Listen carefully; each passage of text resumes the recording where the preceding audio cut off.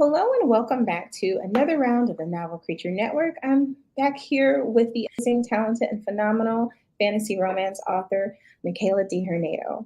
Thank you so much for being on today. We've had a couple of glitches, so I thank you for being patient with me. It is all good. But it's amazing to have you on here. And I'm excited to get into everything that you've got going on, from your backlist to your new releases and everything in between. But first on here, we always do a thing. We want to know, what is your author origin story? Yeah, so mine I feel like is a little more unconventional than others. I feel like a lot of authors have been doing it for like 20 years. But I was big into reading, big into anything fantasy, writing and all of that growing up until like high school. I had a baby a little bit young, so that kind of put a stop on my creativity. But I picked it back up a couple years ago, and I just remembered immediately how amazing it is to be able to like jump into these other worlds. And I read a lot of the popular books, and they kind of all started to feel the same, similar FMCs. I did a lot of character art for them as well, and I realized I was kind of using the same color palette during these character arts. So I was like, you know what? I think it would be so cool to have brown FMCs, Latina FMCs, and in worlds that were unique. So I just jumped right in. I think I actually wrote my first book in like 5 weeks. Like it was really like super hyper fixation, didn't do anything, eat or drink. But yeah, that's my origin story.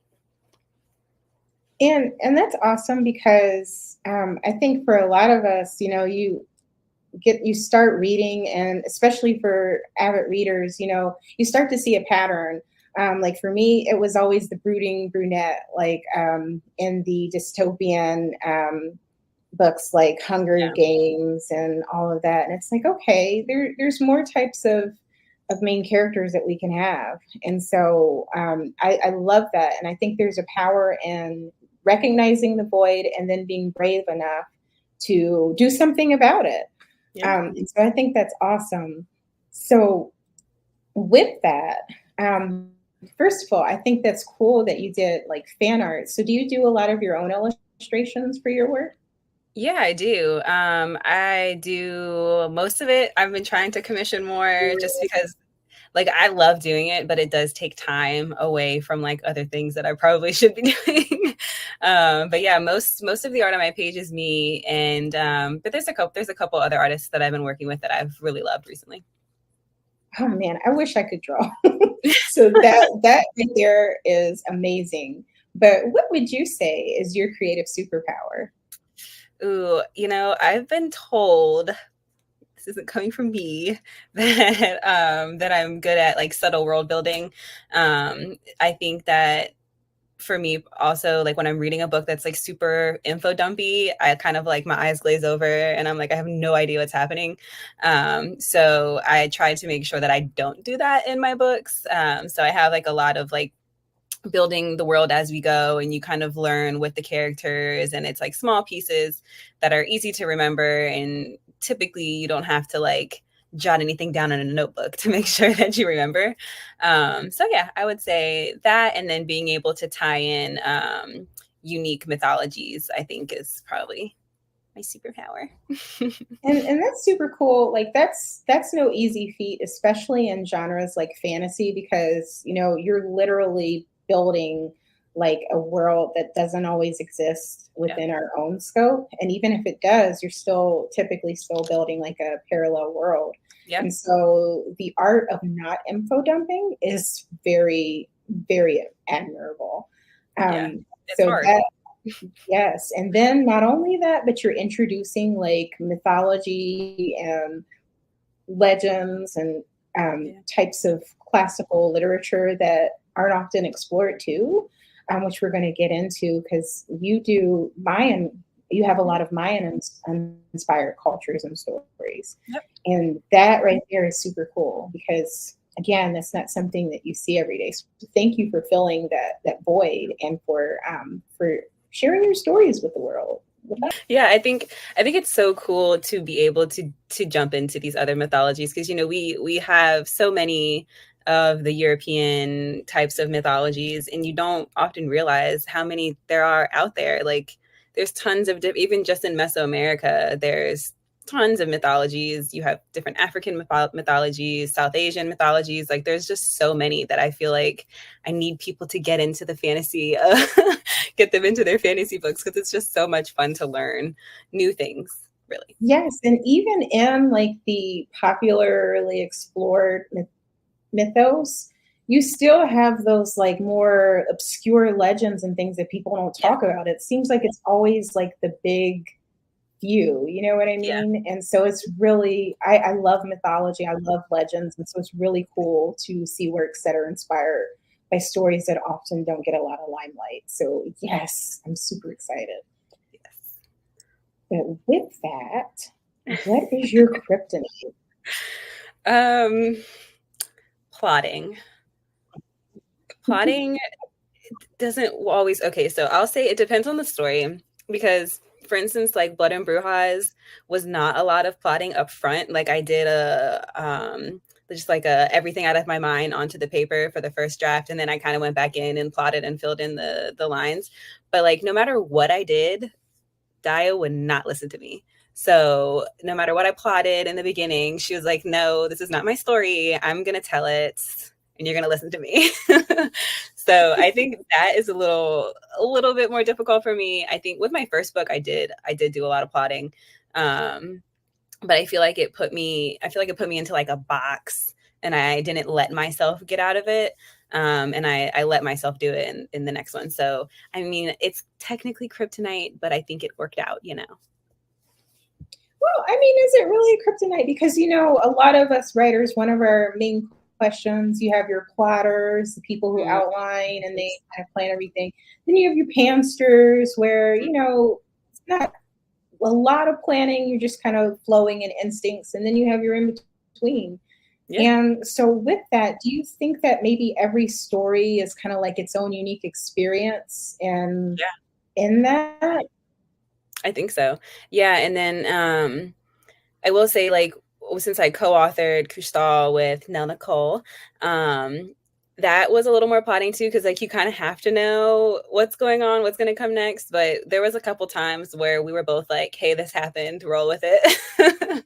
So yeah, I think that it kind of just depends on the story. It depends on Mhm. your mind space at that time too, because maybe you just had a book download into your mind and you know everything, and that's just you have the whole entire plot. But sometimes you don't. Sometimes it's more character driven and things like that. So yeah, I definitely agree. Definitely. Hey, that's not a bad kryptonite. You know, to be able to go with the flow, listen to your characters, let them strong arm you sometimes. I definitely know how that works.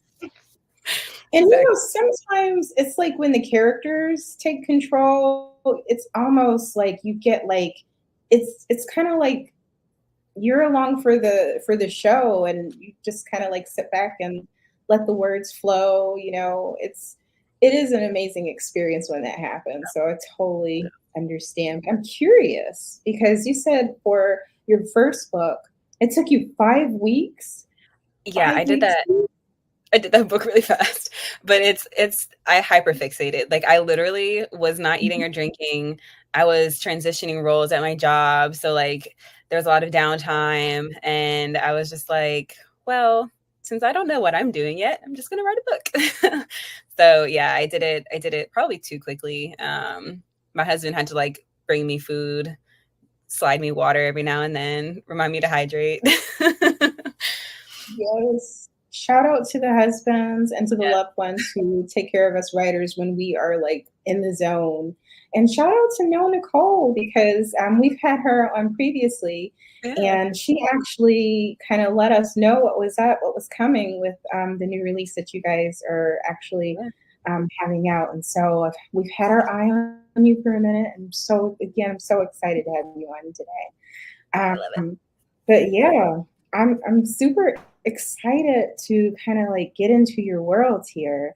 So can you take us on a tour because you've got some, even though they kind of all have a similar feel, they're completely different worlds. You know, you have your strong Latinas, you got inspiration from mythos not often explored, but like you've got a lot of different routes that we can choose as readers. So take us on a tour of your world. Yeah, yeah. I think I have. I always forget to grab books before these things. So my Hearts of Maya series, this one has two in it. I actually do have both right next to me. Look at me, prepared. So this one is based off of Mayan mythology, like most of them, but this one's very heavy in Mayan mythology. So that one follows two sisters, and they kind of stumble into this Fey world. They're on the run because they were thieving, and they run into some Fey. They didn't know the Fey existed, and they get taken on a journey. Well, they get taken prisoner, and then they get taken on a journey because they're taken prisoner. But yeah, that one's really fun. We've got split kingdoms, we've got the gods and the Fae. What's the word I'm looking for? Secrets, all that fun stuff. But that one I think is a little bit unique because I have like a grumpy couple, and I don't feel like you see that very often. So they're both little grumps, and they're adorable. And then, okay. Let me see. And then I have this beautiful sprayed edge edition of Blood and Brujas. So this world is the fantasy why choose. We've got vampires, we got wolves, we've got witches. The main FMC is a witch. And there is elemental magic and arranged marriage, all of that fun stuff. But this world is really fun because it's split into two. So we have like the darker side on one side of a wall, and then like another on the other side, like with like the lighter creatures. So it's a really big world, which is fun because I limited myself a little bit on my first series because the world wasn't super huge. So I get to stay in that universe for a long time, which is awesome. And then I talk without taking a breath, so feel free to stop me. This is all amazing. And I just do want to add, you've got like a whole bunch of special editions floating out there for Blood and Brujas, right? Like I've seen like Satisfiction has one, and then Fake Crate is doing another one. And then I mean, just beautiful art, beautiful special editions out there. Yeah, they're really pretty. Oh wait, there's one right here. I'm gonna grab it.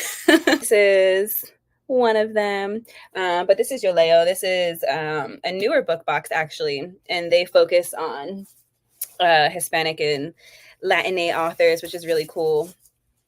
And then Satisfiction and Fake Rate. I don't have one with me right now, but yeah, those are the specials. Those are gorgeous, absolutely gorgeous. So pretty. Oh, and I lost my copy of Couche-Tard while I got up.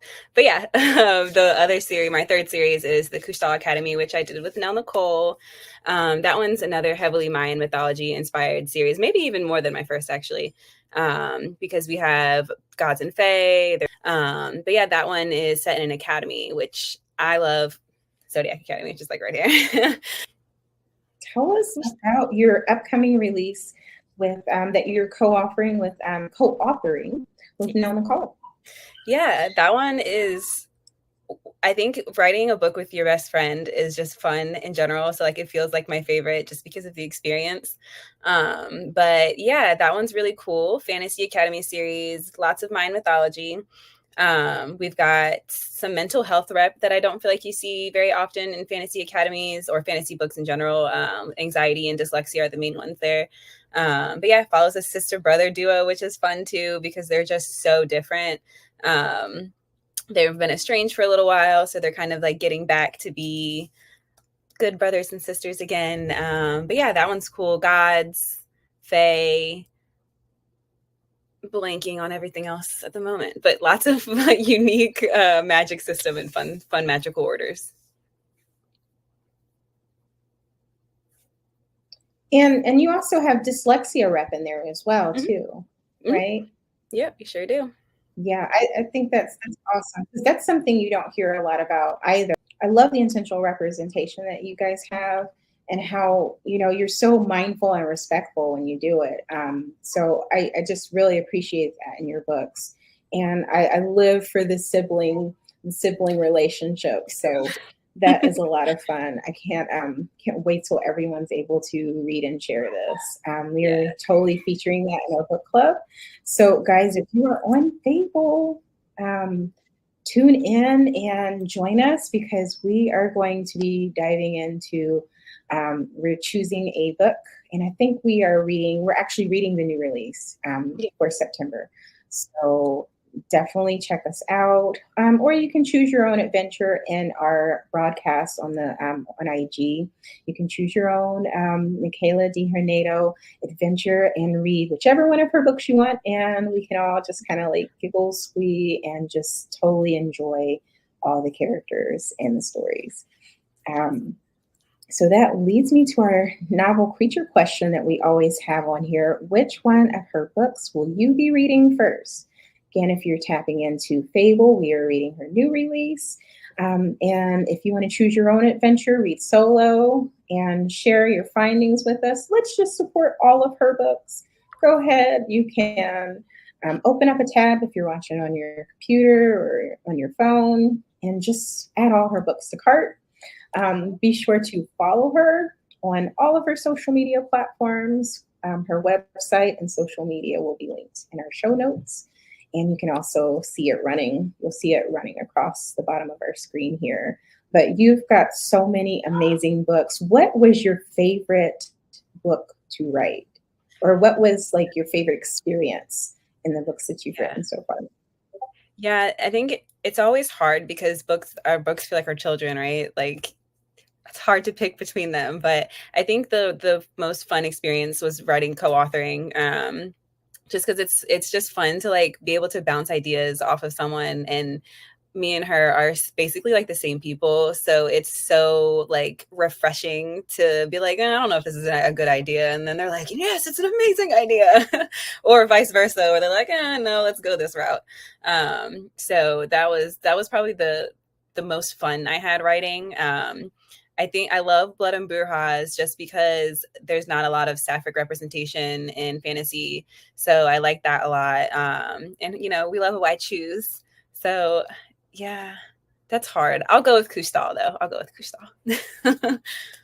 And that's so cool and unique anyway, because, a lot of times we look at writing as like a solo experience, something solitary. So to have a book bestie is amazing. And then one that like you gel enough with where you can like actually co-write, because even though you might have a book bestie, you might not be able to write together. And so I have to ask you, were there any challenges with you guys when you were writing, or did you hit like any rough patches while you were writing this? Not really. That's No, not awesome. really. There was the ending. The end. she's gonna get mad at me.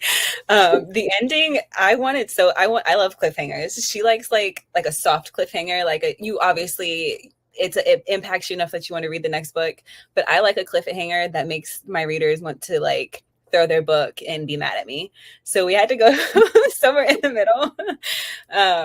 But I mean, I wouldn't have even called that like a rough patch. We were just like, I want the book to end here. I'm going to write a chapter. Let me know how you think. If you don't like the chapter, we'll go back to, because the ending is so important. But yeah, I don't even know if I'd call it a rough patch, but that was the only time where we were like, we have different ideas.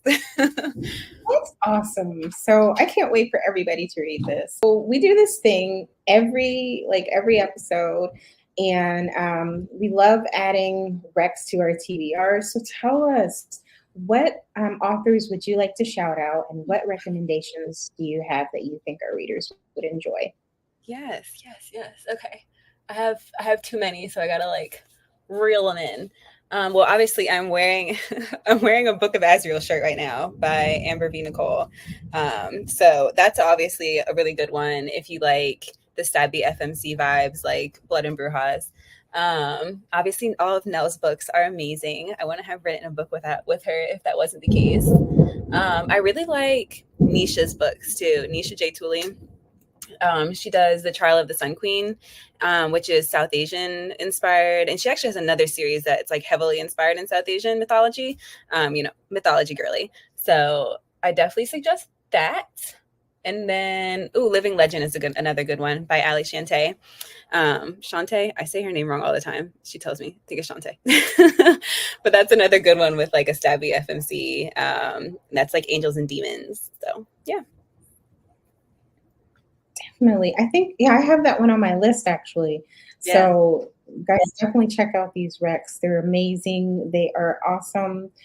And with that, how can readers best celebrate and support you and the work that you do? Yeah, all of my books are on, the word is escaping me. Oh, Kindle Unlimited. So definitely, read the books there. I have like signed copies on my Etsy page and obviously like on Amazon and I think most retailers, Barnes and Nobles and Target and whatnot. But I think one of the main things is to like follow me on social media and like interact with me when you're reading because that just gives me life. Like, especially if I'm having a bad day where I'm like, this is dumb. Why am I writing? Someone always slides in my DMs and makes it like all worth it. So I would definitely say that's like the biggest, most impactful thing that you can do that costs no money, just time. Yes, readers give us, your words give us life. It really helps to refuel that creativity because we put our whole heart and soul into these books. And again, shout out to the hubby and to all of our family members who keep us alive and fed when we when we get stuck in our worlds. I totally, when you said you hyper fixated, I can totally understand It's that. hard to not sometimes, like especially when you can't stop it. Like last night or the night before, I was writing like a spicy scene, and I was like, "It's like 11:30. I need to go to bed. I have to be up at 7 tomorrow. I don't want to stop." But I'm hyper fixating. I need to stop. So it's like a constant battle. Like, do I continue? Do I not continue? So yeah, it's hard to turn it off, honestly. Yes. But, and with that, because like you, it's been such an inspiration to talk to you, like to just see how your work has like really made some waves and like just to see all the beautiful editions circulating, to see all the beautiful words on the page.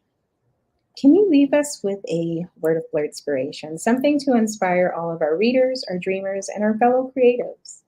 Yeah. Oh, I love that. I think kind of tying into what I said earlier about if you don't see yourself or you don't see the story that you want or that you desire to read, write it. Like, even if it doesn't go anywhere, it is so therapeutic to just get it out and be able to like see yourself. And I think that a lot of people get nervous where they're like, I don't know if I'm good enough, but find some people, find some readers, find a community and just go for it because it's just such a fun experience and especially being able to share with other people. So yeah, if I had any inspiration, any motivational quotes, I would just say go for it, especially in if you're, a BIPOC author or a BIPOC writer who wants to do big things, say go for it. And that's awesome. And guys, I think that goes for anything that you want to do. Like if you have a business plan, if you want to go back to school, if there's something that you want to do, like she said, go for it. Because especially, I think one of the things that your story has proven and that your work has shown is that where there's a void, where you're not seeing something and you have the answer to it, people are going to love it. People are looking for it. And I'm so glad that we are able to find your work. Thank you so much for all the writing, all the stories that you're sharing and that you're bringing, because we really do need them. And they're also amazing. So thank you so much for being here. Of And course. guys, yes, be sure to please check her website out, subscribe to her newsletter, follow her on social media, and just buy all the books. I mean, just buy them all. If you've already got them, you're already a fan, buy them for your friends. Yeah. Buy them for your fellow readers. Send somebody Yeah. some digital copies. Check out the special editions. Yeah. So thank you for tuning in. And Mikayla, seriously, thank you for being here, for taking time out. It's been such a pleasure to talk with you and put a voice to the face and the amazing books. Thank you for connecting with us here. Be sure to like, subscribe, share this interview, and let more people know about the amazing books and recs that we have here. And until next time, Happy reading. Thank you.